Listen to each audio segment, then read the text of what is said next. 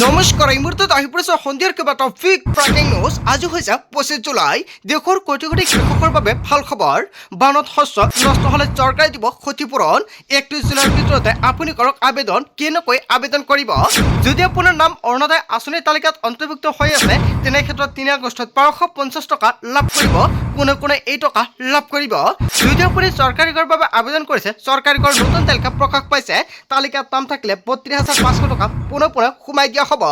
যদি আপোনাৰ ration card আছে 1 আগষ্টৰ পৰা সম্পূৰ্ণ নতুন নিয়মেৰে সংগ্ৰহ কৰিব লাগিব ৰেচন, চেনি, চাউল, দালি, লগতে লাভ কৰিব নিমখ। কি নতুন নিয়ম সলনি হৈছে? লগতে কেইবাটাও ৰাজনৈতিক খবৰৰ লগতে অৰাজনৈতিক খবৰ যুগুত কৰা হৈছে আজিৰ দিনটোত। গোটেই অসম তথা ভাৰতৰ বিভিন্ন প্ৰান্তৰ পৰা যুগুত হৈছে কেইবাটাও ডাঙৰ খবৰ। এনেবোৰ খবৰ নিতৌ পাই থাকিবলৈ চেনেলটি ছাবস্ক্ৰাইব কৰি ভিডিঅ'ত এটা লাইক কৰিবলৈ নাপাহৰিব। আজিৰ আমাৰ প্ৰথম খুবেই গুৰুত্বপূৰ্ণ খবৰ হৈছে অসমবাসীৰ বাবে এটা ডাঙৰ খবৰ। ভয়াবহ বানত বিপদে আৱৰিছে ৰাজ্যৰ কৃষকসকলক। আৰু প্ৰলয়কাৰী বানত শস্য নষ্ট হৈছে নেকি আপোনাৰ? চিন্তাৰ প্ৰয়োজন নাই। দেশৰ কোটি কোটি কৃষকৰ একাউণ্টত চৰকাৰে টকা প্ৰদান কৰিব। যদি বানপানীৰ মাজতে আপোনাৰ শস্য নষ্ট হৈছে তেনে ক্ষেত্ৰত আপুনি কেনেকৈ কৰিব আবেদন? খেতিয়কসকলে চৰকাৰৰ বিশেষ সকাহ। দুৰ্যোগ আৰু কীটৰ আক্ৰমণত ক্ষতি হ'লেও নিশ্চিত থাকক কৃষকসকল। শস্য নষ্ট হ'লে লগে লগে চৰকাৰে দিব ক্ষতিপূৰণ। 1 জুলাইৰ পৰা ৰাজ্যজুৰি আৰম্ভ হৈছে ফচল বীমা মাহ। যদি আপুনি এতিয়ালৈকে আবেদন কৰে অতি শীঘ্ৰে আবেদন কৰক। 1 জুলাইৰ পৰা আৰম্ভ হৈছে আবেদন প্ৰক্ৰিয়া। প্ৰধানমন্ত্ৰী ফচল বীমা আঁচনি সুৰক্ষিত কৰক আপোনাৰ শস্যৰ দ্বাৰা। বীমাৰ বাবে কেনেকৈ কৰিব আবেদন আৰু কি লাগিব নথিপত্ৰ? প্ৰধানমন্ত্ৰী ফচল বীমা আঁচনিৰ জৰিয়তে পঞ্জীয়নকৃত বাধ্যতামূলক প্ৰতিগৰাকী কৃষকৰ পঞ্জীয়নৰ বাবে প্ৰয়োজন হ'ব কেৱল 3টা জৰুৰী নথিপত্ৰ। কি নথিপত্ৰৰ প্ৰয়োজন হ'ব? লাগিব খাজনা ৰচিদ, আধাৰ কাৰ্ড আৰু আধাৰ সংযোগ মোবাইল নম্বৰ। পঞ্জীয়নৰ অন্তিম তাৰিখ হৈছে 31 জুলাই। 31 জুলাইৰ ভিতৰতে কোটি কোটি কৃষকে কৰিব লাগিব আবেদন। 31 জুলাইৰ ভিতৰতে পঞ্জীয়ন কৰি নিজৰ শস্য সুৰক্ষিত কৰক আপুনি। আৰু যদি আপুনি আবেদন কৰে আপোনাৰ বেংক একাউণ্টত ৰাজহাজাৰ টকা লাভ কৰিব। কিন্তু কেতিয়াৰ পৰা এই টকা সোমাই দিয়া হ'ব? প্ৰথমতে আপোনালোকে আবেদন কৰক। কেনেকৈ আবেদন কৰিব যদি আপোনালোকৰ ভিডিঅ' লাগে নিশ্চয় এটা কমেণ্ট কৰিলে নেক্সট ভিডিঅ'ত জনাই দিম। অথবা আপোনাৰ ওচৰে পাজৰে থকা CSC চেণ্টাৰসমূহত গৈ আপোনালোকে আবেদন কৰি লৈ ল'ব পাৰিব। তাৰ পিছত অসমবাসী ৰাইজক জনাইছো আমাৰ পৰৱৰ্তী খুবেই গুৰুত্বপূৰ্ণ খবৰ। লগতে এটা ডাঙৰ খবৰ, আগষ্ট মাহৰ পৰা পুনৰ বিতৰণ কৰা হ'ব অৰুণোদয় আঁচনিৰ ধনৰাশি। লাখ লাখ অৰুণোদয় হিতাধিকাৰী মহিলাৰ বাবে ভাল খবৰ আহি পৰিছে। যোগ হ'ব নতুন নিয়ম। কিন্তু অসমৰ মুখ্যমন্ত্ৰী ডক্টৰ হিমন্ত বিশ্ব শৰ্মাই এটা নতুন নিয়ম সলনি কৰিছে। লাখ লাখ হিতাধিকাৰীৰ নাম কৰ্তন কৰা হ'ব তালিকাৰ পৰা। যোগ্য প্ৰত্যেকগৰাকী হিতাধিকাৰী লাভ কৰিব অৰুণোদয় আঁচনিৰ ধনৰাশি। অযোগ্যসকল বাদ পৰিব এই আঁচনিৰ ধন লাভৰ পৰা। বিধানসভাত ডাঙৰ ঘোষণা কৰিছে বিত্তমন্ত্ৰী জয়ন্ত বৰুৱাই। আগষ্ট মাহৰ পৰা পুনৰ বিতৰণ কৰা হ'ব অৰুণোদয় আঁচনিৰ ধনৰাশি। 3 আগষ্টত ৰাজ্যৰ প্ৰতিগৰাকী হিতাধিকাৰী বেংক একাউণ্টত পোনে 1250 টকা লাভ কৰিব। আৰু 3 আগষ্টৰ পূৰ্বে প্ৰতিগৰাকী হিতাধিকাৰী DBT লিংক কৰিব লাগিব একাউণ্টৰ সৈতে। যিসকল হিতাধিকাৰী এতিয়ালৈকে DBT লিংক কৰাই 3 আগষ্টৰ পূৰ্বে DBT লিংক কৰক। অন্যথা অৰুণোদয় আঁচনিৰ বেংক একাউণ্টত এই টকা আপুনি নাপাব। লগতে অৰুণোদয় আঁচনিৰ 1250 টকাই সোমাব। কিছুমানে কমেণ্ট কৰিছে 3,000 টকা প্ৰদান কৰিব নেকি? আচলতে এতিয়ালৈকে অৰুণোদয় আঁচনিৰ টকা বৃদ্ধি কৰা নাই। যেতিয়া বৃদ্ধি কৰিব নিশ্চয় সম্পূৰ্ণকৈ জনাই দিম আপোনালোকক। তাৰপিছত অসমবাসী ৰাইজক জনাইছো আমাৰ পৰৱৰ্তী খুবেই গুৰুত্বপূৰ্ণ খবৰ। লগতে এটা ডাঙৰ খবৰ, সংখ্যালঘু লোক লৈ ভাল খবৰ আনিলে হিমন্ত বিশ্ব শৰ্মাৰ চৰকাৰে। সংখ্যালঘু লোকৰ বাবে বৃহৎ ঘোষণা। অসম বাজেটত বৃদ্ধি কৰা হ'ল সংখ্যালঘুৰ কল্যাণৰ বাবে ধনৰাশি। হাজাৰ হাজাৰ সংখ্যালঘু শিক্ষাৰ্থীয়ে পাব চৰকাৰী জলপানী। PMJBK আৰু ৰাজ্যিক আঁচনিৰ জৰিয়তে উন্নয়ন কৰা হ'ব সংখ্যালঘু অঞ্চলত। চহৰ এলেকাৰ আন্তঃগাঁথনি উন্নয়নৰ বাবে বিশেষ প্ৰকল্প গ্ৰহণ কৰা হৈছে। সংখ্যালঘু লোকৰ বাবে সংস্থাপনৰ বাট মুকলি কৰা হৈছে। আৰু সংখ্যালঘুৰ সুবিধাৰ্থে আগবঢ়োৱা হ'ব ইক' এম্বুলেন্স। সংখ্যালঘু লোকক দিয়া হ'ব ই ৰিক্সাৰ সুবিধা। সংখ্যালঘু লোকক প্ৰদান কৰা হ'ব চিলাই মেচিন। যিসকল হিতাধিকাৰী ভাবিছে চিলাই মেচিনৰ বাবে আবেদন কৰিব নিশ্চয় কৰিব পাৰিব। যদি আপুনি ভাবিছে ই ৰিক্সাৰ বাবে আবেদন কৰিব নিশ্চয় কৰিব পাৰিব। কি নথিপত্ৰৰ প্ৰয়োজন হ'ব ই ৰিক্সা আৰু চিলাই মেচিন আবেদনৰ বাবে? আপোনাৰ ইনকাম চাৰ্টিফিকেট থাকিব লাগিব।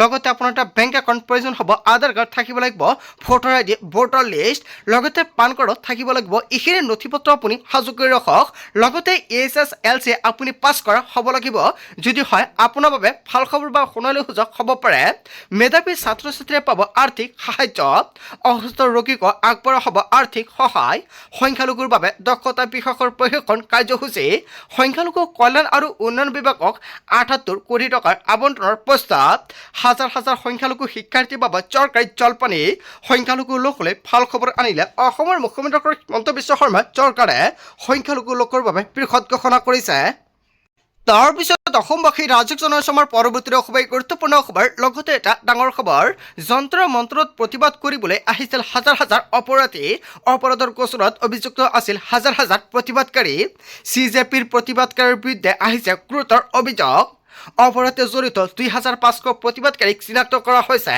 আৰক্ষীৰ প্ৰহৰৰ গোচৰত ১৫খনকৈ FIR দাখিল যিকোনো মুহূৰ্তত মহাবিপদত পৰিব পাৰে CJPৰ প্ৰতিবাদকাৰী শান্তিপূৰ্ণ সমতলত সোমাই পৰিছিল হাজাৰ হাজাৰ অপৰাধী যন্ত্ৰৰ মাত্ৰত প্ৰতিবাদ কৰিবলৈ আহিছিল হাজাৰ হাজাৰ অপৰাধী আচলতে যিটো অভিযোগ উত্থাপন হৈছে বৰ্তমান সময়তে জনতাই কি ক'ব আচলতে অপৰাধী সোমাই পৰিছিল নেকি CJPৰ প্ৰতিবাদত যদি জনতাৰ কিবা মন্তব্য কৰিব লগা থাকে আপোনালোকৰ মন্তব্যটো নিশ্চয় কমেণ্ট বক্সত জনাই দিব তাৰ পিছত অসমবাসী ৰাজক জনসমাৰ পৰৱৰ্তী খুবেই গুৰুত্বপূৰ্ণ খবৰ লগতে এটা ডাঙৰ খবৰ আজমলৰ পিছত মানৱীয়তাৰ নিদৰ্শন দাঙি ধৰিলে আনফৰে হয় আন এটা বিগ ব্ৰেকিং নিউজ আহি পৰিছে উজনিৰ বাৰাক্ৰান্তক ১ কোটি টকাৰ সাহায্য মুস্তাফা আনফৰৰ আৰু জমিয়ত উলেমাৰ সভাপতি তথা আনফৰৰ ফাউণ্ডেশ্যনৰ মুৰব্বী মুস্তাফা আনফৰ দুই এদিনতে আৰ্থিক সাহায্যলৈ বাৰাক্ৰান্তৰ কাষলৈ যাব আনফৰ ফাউণ্ডেশ্যনে সকলোকে বাৰাক্ৰান্তক সহায় সহযোগ কৰাৰ আহ্বান আনফৰৰ আজমলৰ পিছত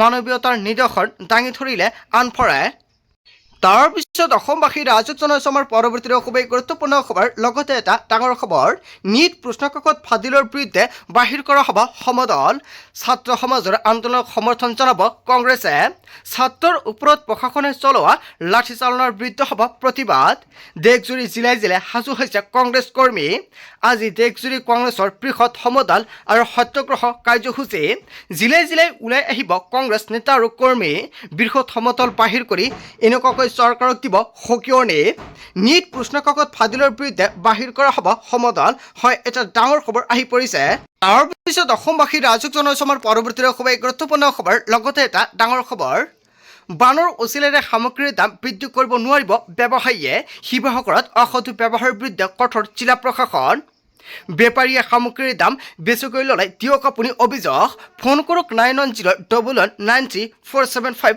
নম্বৰতে শিৱসাগৰ জিলা প্ৰশাসনে মুকলি কৰিলে হোৱাটছআপ নম্বৰ বানৰ সময়তে অত্যাৱশ্যকীয় সামগ্ৰীৰ মূল্য বৃদ্ধি কৰা ব্যৱসায়িক সকিয়নি বান বিভীষিকাৰ মাজতে সামগ্ৰীৰ কলা বজাৰ মেলিলেই দিব পাৰিব অভিযোগ শিৱসাগৰত অত্যাৱশ্যকীয় সামগ্ৰীৰ কৃত্ৰিম মূল্য বৃদ্ধিৰ বিৰোধিতা প্ৰশাসনৰ বানৰ অচিলাৰ সামগ্ৰীৰ দাম বৃদ্ধি কৰিব নোৱাৰিব ব্যৱসায়ীসকলে আপোনাৰ অঞ্চলত বৰ্তমান পৰিস্থিতি কেনেকুৱা কমেণ্ট কৰিব আৰু লগে লগে আপুনি কৰক কল লগে লগে ল'ব চৰকাৰৰ ফালৰ পৰা ব্যৱস্থা তাৰ পিছত অসমবাসী ৰাজক জনসমাৰ পৰৱৰ্তী খুবেই গুৰুত্বপূৰ্ণ খবৰ লগতে এটা ডাঙৰ খবৰ প্ৰশ্নকাকত ফাদিল ৰোধ আইন লৈ কেন্দ্ৰীয় কেবিনেটৰ অনুমোদন প্ৰশ্নকাকত ফাদিল কৰিবলৈ সৰ্বাধিক 10 বছৰ কাৰাদণ্ডৰ প্ৰস্তাৱ অভিযুক্ত সৰ্বাধিক 10 কোটি টকাৰ জৰিমনা বিষয়ৰ প্ৰস্তাৱ কেবিনেটৰ ন্যূনতম কাৰাদণ্ড 3 বছৰৰ পৰা 5 বছৰলৈ বৃদ্ধিৰ প্ৰস্তাৱ শীঘ্ৰে সদনত বিধেয়ক উত্থাপন কৰিব কেন্দ্ৰ চৰকাৰে বিদ্যাৰ্থীৰ হাতত বিধেয়কত বিলম্ব কৰিবলৈ প্ৰধানমন্ত্ৰীৰ নিৰ্দেশনা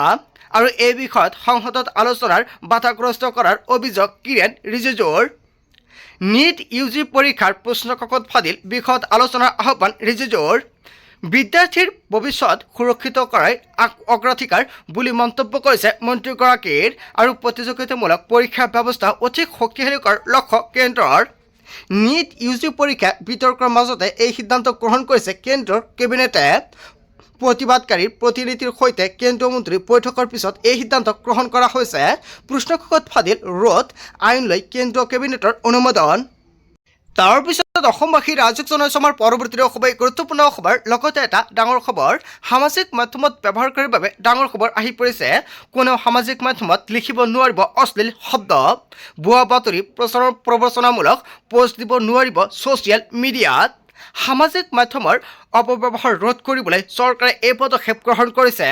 এতিয়াৰ পৰা মিডিয়া মনিটৰিং চেনেল কেৱল এয়াই নহয়, ডিজিটেল প্লেটফৰ্মসমূহ কৰিব নিৰীক্ষণ আৰু এই নিয়ম উলংঘ কৰিলে বিপদত পৰিব ব্যৱহাৰকাৰী।